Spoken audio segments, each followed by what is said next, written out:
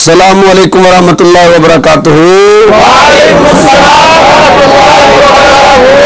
الحمدللہ آج ہم جامعہ غوثیہ نوریہ میں جامعہ غوثیہ نوریہ کی کلاس فارسی کے طلباء سے گلستان کے دوسرے باب کی 11ویں عکایت سماعت کریں گے۔ آئیے جی جامعہ غوثیہ نوریہ کی کلاس فارسی کے مولانا محمد عرفان سے سماعت کرتے ہیں۔ جی مولانا۔ شب در بیابان مکہ از بخوابی پائے رفتم بماند، ایک رات مکہ کے جنگلوں میں نیند کی وجہ سے میرے پاؤں چلنے سے رک گئے۔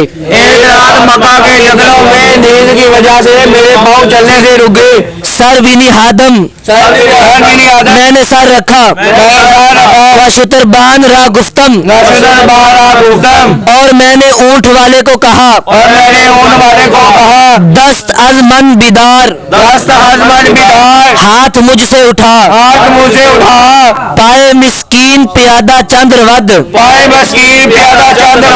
پیدل چلنے والے مسکین کے پاؤں کتنا چلے،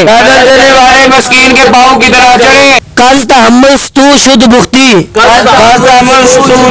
کہ بختی برداشت سے عاجز آیا، تا شود جس میں فربے لاغر، جب تک موٹا جسم کمزور ہوگا، لاغر مردہ باشد از سختی، کمزور سختی سے مر جائے گا۔ گفت اے برادر حرم در پیش است، اس نے کہا اے بھائی حرم سامنے ہے،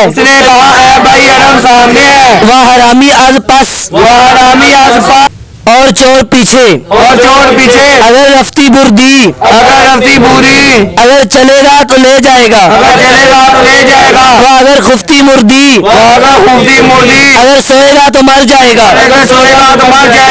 ناشنیدہ ہی تو نے نہیں سنا ہے کہ گفتاند کہ انہوں نے کہا ہے، خوشس زیر مغیلہ براہ بادیہ خفت، اچھا ہے جنگل کے راستے میں ببول کے درخت کے نیچے سونا، شب رحیل ولیل ترکے جا بباید، گفت کوچ کی رات اور لیکن اس نے کہا جان کو ترک کرنا چاہیے۔